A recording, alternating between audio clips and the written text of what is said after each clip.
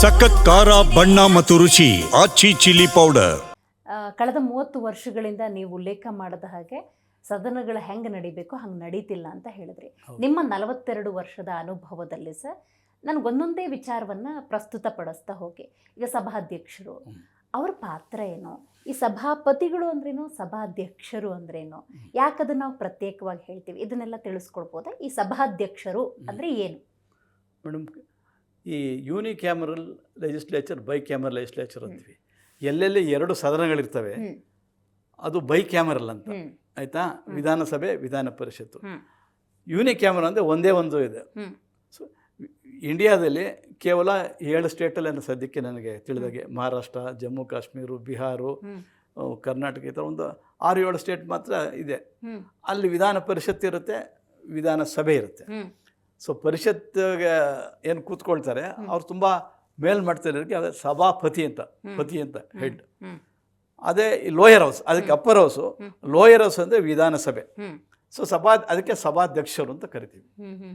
ವಿಧಾನ ಪರಿಷತ್ಗೆ upper house ಅಂತೀವಿ. Upper house ಎಲ್ಲರಿಗಿಂತ ಉಚ್ಚ ಪ್ರಮೋಚ ಅವರು, ಅದಕ್ಕೋಸ್ಕರ ಸಭಾಪತಿಗಳು.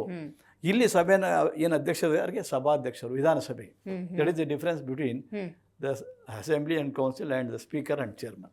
ರೂಲ್ಸ್ ಆ್ಯಂಡ್ ರೆಗ್ಯುಲೇಷನ್ಸು ಸಭಾಪತಿಗಳು ಸಭಾಧ್ಯಕ್ಷರಿಗೆ ಸೇಮೇ ಇರುತ್ತೆ, ಎಲ್ಲ ಒಂದೇ ಇರುತ್ತೆ. ಅದರಲ್ಲಿ ಯಾವ ವ್ಯತ್ಯಾಸನೂ ಇಲ್ಲ. ಸದನ ನಡೆಸೋದೇ ಅವ್ರ ಜವಾಬ್ದಾರಿ. ಸಭಾಧ್ಯಕ್ಷರು, ಸಭಾಪತಿಗಳು ಸಂವಿಧಾನಕ್ಕೆ ಅನುಗುಣವಾಗಿ ವಿಧಾನಸಭೆಯ ಕಾರ್ಯವಿಧಾನ ನಡವಳಿಕೆ ನಿಯಮಗಳ ರೀತಿ ಸದನ ನಡೆಸೋದಷ್ಟೇ ಅವ್ರ ಕೆಲಸ. ಓಕೆ. ಈ ಮೇಲ್ಮನೆಯನ್ನ ಚಿಂತಕರ ಚಾವಡಿ ಅಂತ ಕರೀತಾರೆ. ಈಗ ವಿಧಾನಸಭೆಯಲ್ಲಿ ಶಾಸಕರು ಪ್ರಶ್ನೆಗಳನ್ನ ಕೇಳೋ ಮೂಲಕ ಅವರ ಕ್ಷೇತ್ರವನ್ನ ಪ್ರತಿನಿಧಿಸ್ತಾ ಇರ್ತಾರೆ. ಈ ವ್ಯತ್ಯಾಸಗಳನ್ನು ತಿಳಿಸ್ಕೊಡ್ಬೋದಾ? ಇದನ್ನ ಯಾಕೆ ಚಿಂತಕರ ಚಾವಡಿ ಅಂತ ಕರೆದ್ರು ಮೇಲ್ಮನೆಯನ್ನ? ಮೇಲ್ಮನೆಯಲ್ಲಿ ನಿಮಗೆ ತಿಳಿದಾಗ 1881ರಿಂದ ನಾನು ತಿಳಿದಾಗೆ ಮೈಸೂರು ಇಂಡಿಯಾದಲ್ಲಿ ನಾವೇ ಈ ಪ್ರಜಾಪ್ರಭುತ್ವಕ್ಕೆ ನಾಂದಿ ಹಾಕಿದವರು. ಮಹಾರಾಜ ಬಹುಶಃ ನಾಲ್ಮಡಿ ಕೃಷ್ಣ ಒಡೆಯರ್ ಅಂತ ಕಾಣಿಸುತ್ತೆ. ಆಗ ಇದೆಲ್ಲ ಕರೆದು ಸಭೆಗಳು ಮಾಡ್ತಾಯಿದ್ರು. ಅವಾಗ ಏನು ಮಾಡೋರು ಅಂದರೆ ಈ ಅವಿದ್ಯಾವಂತರು ಕರೆದು ಏನು ಮಾಡೋಕ್ಕಾಗ್ತಿಲ್ಲ ಅಂಥೇಳಿ ಈಗ ಟೀಚರ್ಸು, ಗ್ರ್ಯಾಜುಯೇಟ್ಸು, ಟ್ರೇಡರ್ಸು, ಪ್ರಭಾವಿಗಳು, ಎಕ್ಸ್ಪರ್ಟ್ಸು ಅವ್ರನ್ನೆಲ್ಲ ಒಬ್ಬರನ್ನ ಕರೆದು ಕೂಡಿಸಿ ಚರ್ಚೆಗಳು ಮಾಡ್ತಾಯಿದ್ರು. ಅದೇ ಚಿಂತಕರ ಚಾವಡಿ. ಎಕ್ಸ್ಪರ್ಟ್ಸ್, ತಜ್ಞರು, ಶಿಕ್ಷಕರ ಇರ್ಬೋದು, ಆಯ್ತಾ, ಕೈಗಾರಿಕೋದ್ಯಮಿ ಇರ್ಬೋದು, ಈ ಥರ, ಆಮೇಲೆ ಕಲಾರಂಗ ಇರ್ಬೋದು, ಅಂಥವ್ರನ್ನೆಲ್ಲ ಕರೆದು ಕೂತ್ಕೊಂಡು ಚರ್ಚೆ ಮಾಡಿ ತೀರ್ಮಾನಗಳು ತಗೊಳ್ತಾ ಇದ್ರು. This is the origin for the ಇದು ಚಿಂತಕರ ಚಾವಡಿ. ಅಲ್ಲಿ ಚಿಂತನೆಗಳು ನಡೀತವೆ, ಚರ್ಚೆಗಳು ನಡೀತವೆ. ಕೆಲವೊಮ್ಮೆ ಮುಖ್ಯಮಂತ್ರಿಗಳು ಅಲ್ಲೂ ಕೂಡ ಉತ್ತರ ಕೊಡುವಂಥ ಪ್ರಸಂಗಗಳು ಬರ್ತವಲ್ಲ, ಇದ್ರ ಬಗ್ಗೆ ಏನು ಹೇಳ್ತೀರಿ? ಅಂದರೆ ಆ ಪ್ರೊಸೀಜರ್ ಇದೆಯಾ? ಈಗಿದೆಯಲ್ಲ, ಅಲ್ಲಿ ಪ್ರೊಸೀಜರ್ ಇದೆ. ಅಲ್ಲಿ ಈಗ ಶಾಸಕರ ಪ್ರಶ್ನೆಗಳಿಗೆ ಉತ್ತರ ಕೊಡೋದು ಹೌದು. ಇಲ್ಲಿ ಚಿಂತಕರ ಚಾವಡಿ, ಇಲ್ಲಿ ಎಕ್ಸ್ಪರ್ಟ್ಸ್ ಅಥವಾ MLCಗಳು ಅಂತ ಏನು ಕರಿತೀವಿ ಅವರೆಲ್ಲ ಚರ್ಚೆಯನ್ನು ನಡೆಸ್ತಿರ್ತಾರೆ. ಇಲ್ಲಿ ಮುಖ್ಯಮಂತ್ರಿಗಳು ಯಾವಾಗ ಬರ್ತಾರೆ, ಯಾವಾಗ ಉತ್ತರ ಕೊಡುವಂಥ ಪ್ರಸಂಗ, ಯಾಕೆಂದರೆ ಎಟ್ ಎ ಟೈಮೇ ನಡೀತಾ ಇರುತ್ತೆ. ಅಲ್ಲೊಂದು ಸಣ್ಣ ಕುತೂಹಲ ಇದ್ದೇ ಇದೆ. ನಾನು ಮೊದಲು ಹೇಳಿದ್ದು, ಒಂದು ಮೈಸೂರು ಮಹಾರಾಜರ ಪೀಠದಾಯಿತು, ಇನ್ನೊಂದು ಬಸವಣ್ಣವರು 12ನೇ ಶತಮಾನದಾಯಿತು. ಆದರೆ we have adopted by and large House of Commons and House of Lords. ನಾವು ಈಗ ಏನು ನಡೆಸ್ತಾ ಇದ್ದೀವಿ ಬ್ರಿಟಿಷ್ ಪೀರಿಯಡ್ದೇ ನಾವು ಈಗ ಫಾಲೋ, ಈಗ ಇರೋದು 99% ಅದೇ ನಾವು ಫಾಲೋ ಮಾಡ್ತೇವೆ. ಹೌಸ್ ಆಫ್ ಲಾರ್ಡ್ಸ್ ಅಂದರೆ ಮೇಲ್ಮನೆ, ಆಯಿತಾ? ಇನ್ನು ಹೌಸ್ ಆಫ್ ಇದು ಕಾಮನ್ಸ್ ಅಂದರೆ ಡೈರೆಕ್ಟಾಗಿ ಎಲೆಕ್ಟ್ ಆಗಿ ಬಂದರು. ಅದೇನು ಅಲ್ಲಿ ನಿಯಮಗಳಿದೆ 100ಕ್ಕೆ 99 ಭಾಗ we adopted the system, present system. Of course that system is very good. ಅದನ್ನು ನಾವು ಅಡಾಪ್ಟ್ ಮಾಡ್ಕೊಂಡಿದ್ದೀವಿ. ಅದ್ರ ಪ್ರಕಾರ ನಡ್ಕೊಳ್ತಾ ಇಲ್ಲ ನಾವು. ಗೊತ್ತಾಯಿತು ಸರ್. ಈಗ ರೋಲ್ ಆಫ್ ಕಾರ್ಯದರ್ಶಿಗಳ ಪಾತ್ರ ಏನಿಲ್ಲಿ? ಮೇಡಮ್, ಒಂದು ಸದನ ನಡೆಸಬೇಕಾದ್ರೆ ಕಾರ್ಯದರ್ಶಿಗಳ ಪಾತ್ರ ಭಾಳ ಮಹತ್ತರವಾಗಿರುತ್ತೆ. ಯಾಕೆಂದರೆ ಸಭಾಧ್ಯಕ್ಷರು ಪಬ್ಲಿಕ್ಕಿಂದ ಎಲೆಕ್ಟ್ ಬಂದಿರ್ತಾರೆ. ವಿದ್ಯಾವಂತರಿರಲ್ಲ, ಕೆಲವರು ವಿದ್ಯಾವಂತರು ಇರ್ತಾರೆ, ಕೆಲವರು LLB ಮಾಡಿರ್ತಾರೆ, ಕೆಲವು ಗ್ರಾಜ್ಯುಯೇಟ್ ಆಗಿ, ಕೆಲವು ಏನೂ ಇಲ್ಲದೆ ಇರೋ ಇರ್ತಾರೆ. ಗ್ರಾಜ್ಯುಯೇಟು ಆಗಿದ್ರೂ ಸಹ ಇಲ್ಲಿ ವಿಷಯಗಳು ತಿಳ್ಕೊಂಡಿರಲ್ಲ, ಅವರು ಎಕ್ಸ್ಪೀರಿಯನ್ಸ್ ಇರಲ್ಲ ಅವ್ರಿಗೆ. ಈಗ ಮಂತ್ರಿಗಳಾಗಬೇಕು ಅಂತ ಜಾಸ್ತಿ ಆಸೆ, ಎಲ್ಲ ಮಂತ್ರಿಗಳಾಗ್ಬಿಡ್ತಾರೆ. ಸ್ಪೀಕರ್ ಆದಾಗೆ ಅಯ್ಯೋ ಏನೋ ಅಲ್ಲಿ ಏನು ಪವರ್ಸ್ ಇಲ್ಲ ಅಂತೇಳಿ ತಳ್ಳಿಬಿಡ್ತಾರೆ ಅವ್ರನ್ನ, ಆಯಿತಾ? ಸ್ಪೀಕರ್ ಸೀಟಿಗೆ ಬಂದು ಕೂತ್ಕೊಂಡ್ಮೇಲೆ ಅವ್ರಿಗೆ ಇಂಟ್ರೆಸ್ಟ್ ಇರಲ್ಲ, ಅದ್ರಿಗೆ ವಿಷಯ ತಿಳ್ಕೊಂಡಿರಲ್ಲ. Unless you know the provisions of the constitution, rules of procedure, ಮತ್ತು rulings, precedents, reports, other state legislature, parliament, house, ಅವೆಲ್ಲನೂ ಸ್ಟಡಿ ಮಾಡಬೇಕು. ಆ ಸ್ಟಡಿ ಮಾಡಿದಾಗ ಮಾತ್ರ ನೀವು ಸದನ ನಡೆಸೋಕ್ಕೆ ಆಗುತ್ತೆ. ಹ್ಮ್. ಅಂಥ ಕಾರ್ಯನ ಅವ್ರು ಮಾಡದೇ ಇದ್ದಾಗ ಕಾರ್ಯದರ್ಶಿ ಅವರಿಗೆ ಗೈಡ್ ಮಾಡಬೇಕು. ಕಾರ್ಯದರ್ಶಿ ಗೈಡ್ ಮಾಡಬೇಕು ಸ್ಪೀಕರ್ಗೆ. ಸ್ಪೀಕರ್ ಬೇರೆ ಏನು ಕೆಲಸ ಇರಲ್ಲ, ಇವ್ರ ಥರ ಹೋಗೋದು ಹೋಗೋದು ಅದು ಇರಲ್ಲ. ಅವ್ರಿಗೇನು ಸದನ ನಡೆಸೋದು ಅಷ್ಟೇ ಅವ್ರ ಕೆಲಸ. ವರ್ಷದಲ್ಲಿ ಒಂದು 45 ದಿನ ಮಾಡ್ತಾ ಇದ್ವಿ, 100 ದಿನ ಮಾಡೋಕೆ ಮಾಡ್ತಾ ಇಲ್ಲ. ಅಷ್ಟು ಬಿಟ್ಟು ಅವ್ರಿಗೇನು ಕೆಲಸ ಇರಲ್ಲ.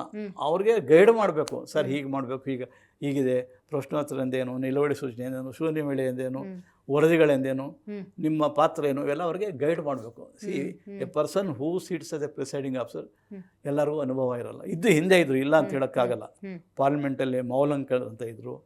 ಇಲ್ಲಿ ದಕ್ಷಿಣ ಕನ್ನಡದವರು ಭಾಳ ನಮ್ಮ ಮೇಧಾವಿ ಸುಮಾರು ಸಡನ್ ಬರ್ತಾ ಇಲ್ಲ ನನ್ನ ಅಕ್ಕ.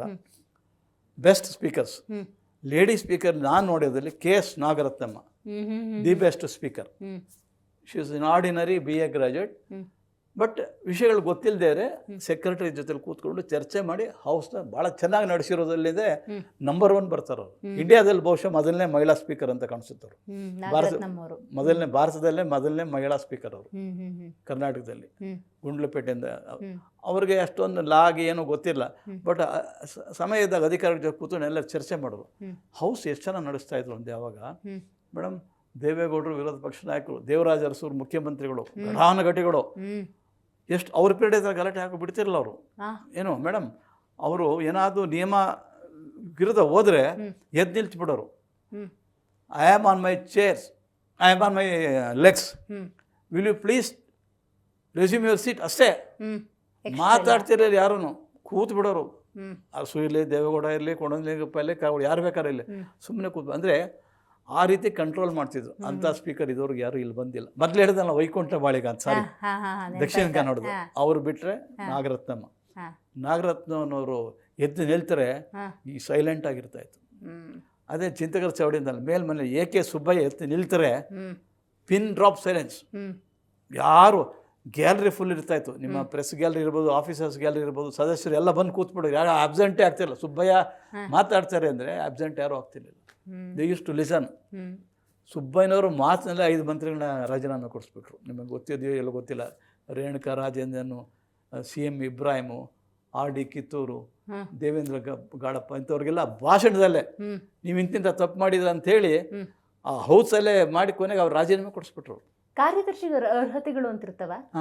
ಕಾರ್ಯದರ್ಶಿ ಅರ್ಹತೆ ಇಲ್ಲದೇ ಇದ್ರೆ ಮಾಡೋಕ್ಕಾಗಲ್ಲ.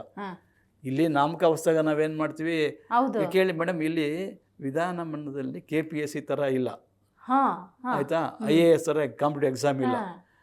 ಈ ಕಾನ್ಸ್ಟಿಟ್ಯೂಷನ್ ಪ್ರಕಾರ 3 ಅಂಗಗಳಲ್ಲಿ ಕಾರ್ಯಾಂಗ ಬಿಟ್ಬಿಡಿ, ನ್ಯಾಯಾಂಗ ಅದು ಜುಡಿಷಿಯರಿ, ಅವ್ರಿಗೆ ಇದಿಲ್ಲ, ನಮ್ಮ ಥರ ಇದಿಲ್ಲ.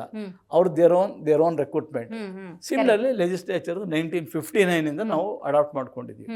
ಆವಾಗ ಕೆಲವರೆಲ್ಲ LLB ಅಂತ ಹಾಕ್ಕೊಂಡ್ರು. But LLB is not a must. LLB is not must. Must, yes, yes. See, LLB is not a must. For example, the present Secretary General of Lok Sabha is not a law graduate. He is a retired officer, retired IAS officer. Present Modi ಬಂದ ಮೇಲೆ 5 ವರ್ಷದಿಂದ ಇದ್ದಾರಲ್ಲ, ಅವರಿಗೆ ಲಾನೇ ಇಲ್ಲ. Retired officer. 13 ರಾಜ್ಯಗಳಲ್ಲಿ ನನಗೆ ತಿಳಿದ 13 ರಾಜ್ಯಗಳಲ್ಲಿ LLBನೇ ಇಲ್ಲ. BCom, BA. ಅದೇನು ಇಂಪಾರ್ಟೆಂಟ್ ಅಂತ ಹೇಳಿದ್ರೆ, ಒಂದು ಗ್ರ್ಯಾಜುಯೇಷನ್ ಇರಬೇಕು, ಇಂಗ್ಲೀಷ್ ವೊಕ್ಯಾಬ್ಯುಲರಿ ಇರಬೇಕು, ಮತ್ತು ಕಾನ್ಸ್ಟಿಟ್ಯೂಷನ್ ಬಗ್ಗೆ ತಿಳ್ಕೊಂಡಿರಬೇಕು, ಅಷ್ಟೇ ಬೇಕಾಗಿರೋದಲ್ಲಿ. ಗಹನ ಡೀಪ್ ಸ್ಟಡಿ ಮಾಡಬೇಕು, in depth study, research, this is most important. ಇದೆಲ್ಲ ಇದ್ದರೆ ಮಾತ್ರ ಸೆಕ್ರೆಟರಿ ಒಳ್ಳೆ ಕೆಲಸ ಮಾಡ್ಲಿಕ್ಕೆ ಸಾಧ್ಯ ಇದೆ. ಸ್ಪೀಕರ್ ಆ ಥರ ಇರಲ್ಲ. ಕ್ವಾಲಿಫಿಕೇಶನ್ ಅಂತ ಅನ್ಕೋಬಹುದು. ಇದಕ್ಕೋಸ್ಕರವೇ 1937 if I remember correctly, Indian parliamentary service ಮಾಡಬೇಕು ಅಂತ. ಅವಾಗಿನ್ನೂ ಇದಿರಲಿಲ್ಲ, IPS ಇರಲಿಲ್ಲ. IPS ಅನ್ನೋದೇ ಬಂದಿರಲಿಲ್ಲ. ಪಾರ್ಲಿಮೆಂಟರಿ ಸರ್ವಿಸ್ ಅಂತ ಮಾಡಬೇಕು ಅಂತ ಚರ್ಚೆ ಆಗುತ್ತೆ. ಹಾಗೆ ಸುಮಾರು 15-20 ಸಭೆಗಳಾಗಿರ್ಬೋದು. ನಿರ್ಣಯ ಆಗುತ್ತೆ, ಒಂದು ಕಮಿಟಿ ರಿಪೋರ್ಟ್ ಕೊಡುತ್ತೆ. ಕರ್ನಾಟಕದ ಹನುಮಂತಪ್ಪ ಅಂತಿದ್ರು, ಹನುಮಂತಪ್ಪ, ಅವರ ಅಧ್ಯಕ್ಷತೆಯಲ್ಲಿ ಒಂದು ವರದಿನೂ ಕೊಡ್ತಾರೆ. ಇಂಪ್ಲಿಮೆಂಟ್ ಆಗೋಕೆ ಬಿಡಲ್ಲ. ಕಾರಣ ಏನಂದರೆ ಜಾತಿ. ಹೇಳಿ ಮೇಡಮ್, ಈ ನಮ್ಮ ಇದು ಭಾರತದ ಹಣೆ ಬರೋ ಇಷ್ಟೇ, ಇವನು ಆ ಜಾತಿನೋ ಇವ್ ಜಾತಿ, ಇವನ ಮೇಲೆ ಬಂದ್ಬಿಡ್ಸಲ್ಲ ಅಂತೇಳಿ. ಆಮೇಲೆ ಅಲ್ಲಿರೋ ಪ್ರಮೋಷನ್ ಸಿಗಲ್ಲ ಅಂತ, ಕೆಳಗಡೆ ಇರ್ತಾರಲ್ಲ, ಕೆಳಗಡೆ ಕ್ಲರ್ಕು ಸೊ ಸಿಗಲ್ಲ ಅಂತೇಳಿ ಅಡ್ಡಿ ಪಡಿಸ್ಬಿಡ್ತಾರೆ. ಇಲ್ಲ ಸರ್, ಕಲ್ತವರು ಎಕ್ಸಾಮ್ ಬರ್ದವರು ಆ ಸ್ಥಾನದಲ್ಲಿ ಕೂತ್ಕೋತಾರೆ. ಮೇಡಮ್, ಬಡವನು ಸಹ ಚೆನ್ನಾಗಿ ಓದೋನು ಇರ್ತಾನೆ, ಹೌದು. ಅರ್ಹತೆ ಇರುತ್ತೆ, ಹಾ. ಅಂಥವ್ರಿಗೆ ಅವಕಾಶ ಸಿಗಲ್ಲ. ಇಲ್ಲಿ ಏನಿದೆ ಶಿಫಾರಸು, ಜಾತಿ, ಹಣ ಮೂರೇ. ಹ್ಮ್. ಲೆಜಿಸ್ಲೇಚರಲ್ಲಿ ಇರೋದು ಹ್ಮ್. ಪ್ರಭಾವ, ಶಿಫಾರಸು, ಹ್ಮ್. ಹಣ, ಜಾತಿ. ಹ್ಮ್.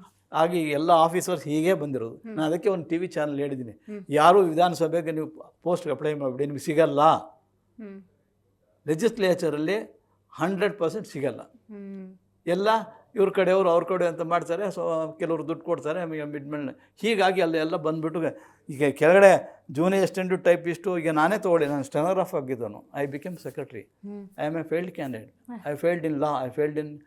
ನಮಗೆ ಅವಮಾನಗಳಾಯಿತು. ಹಾ. ಆಮೇಲೆ ನನಗೆ ಬಡಿಸಿ ಕೊಡಲಿಲ್ಲ. ಹಾ. ಲಾ ಮಾಡಿದ್ದಾರೆ, ಕಷ್ಟಪಟ್ಟು ಲಾ ಮಾಡಿದ್ರೆ ಹ್ಮ್. ಲಾ ಪೋಸ್ಟಿಗೆ ಎಲಿಜಿಬಿಲಿಟಿ ಇದೆ, ಲಾ ನನಗೆ ಕೊಡಲ್ಲ. ಯಾಕಂದ್ರೆ ಅವಾಗ ಜಾತಿ ಬರುತ್ತೆ, ಶಿಫಾರಸ್ ಬರುತ್ತೆ, ಹ್ಮ್. ಬೇರೆಯವ್ರನ್ನ ಕೊಟ್ಬಿಡ್ತಾರೆ. ಹ್ಮ್. ಟ್ರಾನ್ಸ್ಲೇಷನ್ ಪಾಸ್ ಮಾಡಿದೆ, ಅಂಡರ್ ಸೆಕ್ರೆಟರಿ ಟ್ರಾನ್ಸ್ಲೇಷನ್ ಖಾಲಿ ಇದೆ, ಹ್ಮ್. ಕ್ವಾಲಿಫೈಡ್ ಅವಕಾಶ ಇಲ್ಲ. ಕೊಡಲ್ಲ, ಕ್ವಾಲಿಫೈಡ್ ಇಲ್ದವರು ಕೊಡ್ತಾರೆ. ಹ್ಮ್. ಇದು ನಡ್ಕೊಂಬಂದಿದೆ ಇಲ್ಲಿ ಲೆಜಿಸ್ಲೇಚರ್. ಹೀಗಾಗಿ ಇದು ಅಧೋಗತಿಗೆ ಬಂದ್ಬಿಟ್ಟಿದೆ. ಹ್ಮ್. ಹ್ಮ್. ಹ್ಮ್. ಸೊ ಇಲ್ಲಿ ನಾಲೆಡ್ಜು ಏನು ಬೇಕಾಗಿಲ್ಲ, ಓನ್ಲಿ ಈ ಪಲ್ ಸ್ಟಡಿ ಮಾಡೋದು ಅಂತಲ್ಲ ಹ್ಮ್. ಅಷ್ಟೇ. ಅವ್ರ ಸಭಾಧ್ಯಕ್ಷರ ಮೂಡು ನೋಡ್ಕೊಳ್ಳೋದು, ಅವ್ರ ಮನೆಯವ್ರು ಹೆಂಗೆ ನೋಡೋದು, ಹ್ಮ್. ಅವ್ರನ್ನ ಬುಕ್ ಮಾಡ್ಕೊಳ್ಳೋದು, ಅವ್ರು ಹೇಳ್ದಂಗೆ ಕೇಳ್ಕೊಂಡು ಆರಾಮ ದುಡ್ಡು ಮಾಡ್ಕೊಂಡಿರ್ತಾರೆ. This is the only qualification at present. ಅನ್ಯಾಯ. ಈಗ ನಡೀತಿರೋದು ಹೀಗೆ. ಕಳೆದ ಒಂದು 20 ವರ್ಷ ಮೇಲಾಯ್ತು. ಯಾರಿಗೂ ಇಂಟ್ರೆಸ್ಟ್ ಇಲ್ಲ, ಓದೋದು ಇಲ್ಲ, ತಿಳ್ಕೊಳ್ಳೋದು ಇಲ್ಲ. ಹಾಗಾಗಿ ದೇ ಡೋಂಟ್ ಗೈಡ್. ಅವ್ರು ಹೇಳಿದ್ರೆ ಕೇಳ್ಕೊಂಡಿರ್ತಾರೆ. ಸೊ ಅದನ್ನು ದಾರಿ ತಪ್ಪುತ್ತೆ. ಇಫ್ ಯು ಆರ್ ಪರ್ಫೆಕ್ಟ್, ನೀವು ಒಳ್ಳೆ ಇದಿತ್ತು ಅಂದರೆ ಅವ್ರಿಗೆ ಗೈಡ್ ಮಾಡಿ. ನಾಗರತ್ನ ಹೇಳಿದೆ, ಎಕ್ಸಾಂಪಲ್ ನಿಮ್ಗೆ ಹೇಳಿದ್ದೀನಿ ನಾನು, ಹೌದು. ಬಹುಶಃ 76 ಏನು ಮರ್ತೋಗಿದೆ ನನಗೆ. ಹ್ಮ್. ಅವರು ಆಫೀಸರ್ಸ್ ಮಾತು ಕೇಳ್ತಾಯಿದ್ರು, ಹ್ಮ್. ಸ್ಟಡಿ ಮಾಡ್ತಾಯಿದ್ರು. ಹ್ಮ್. ಆಮೇಲೆ ಬಿ ಜಿ ಬಣ್ಕರ್ ಅಂತ ಒಬ್ಬರಿದ್ರು, ಹ್ಮ್. ಹ್ಮ್. ಈ ಕಡೆ ಅವರು ಹಾವೇರಿನೂ ಗೊತ್ತಿಲ್ಲ. ಹ್ಮ್. ಅವರು ಬೆಳಗ್ಗೆ 10 ಗಂಟೆ ಬಂದು ಕೂತ 5 ಗಂಟೆ ಓದ್ತಾಯಿದ್ರು. ಹ್ಮ್. ಸೊ ಆಸಕ್ತಿ ಆಗಿರಬೇಕು. ಸೆಕ್ರೆಟರಿ ಗೈಡ್ ಮಾಡಬೇಕು, ಅವರು ಆಸಕ್ತಿ ಇರೋ, ಅವಾಗ ಮಾತ್ರ ಸದನ ದಾರಿ ತಪ್ಪಲ್ಲ. Hmm. In the absence of this hmm. Qualification and experience ಸದನ ದಾರಿ ತಪ್ತಾ ಇದೆ. ಸರ್, ಈಗ ನೀವು ಇದೆಲ್ಲ ದಿ ರಿಸಲ್ಟ್. ಸಾವಿರಾರು ಕೋಟಿ ರೂಪಾಯಿ ಸರ್ಕಾರದ ಬೊಕ್ಸಕ್ಕೆ ನಷ್ಟ ಆಗ್ತಾ ಇದೆ. ಹೌದು. ಆ ರಾಜಕಾರಣಿಗಳು ತನ್ನ ಬೊಕ್ಸನ್ನು ಗಟ್ಟಿ ಮಾಡ್ಕೊಳ್ತಾ ಇದ್ದಾರೆ ಅಷ್ಟೇ. ಖಂಡಿತ ಸರ್.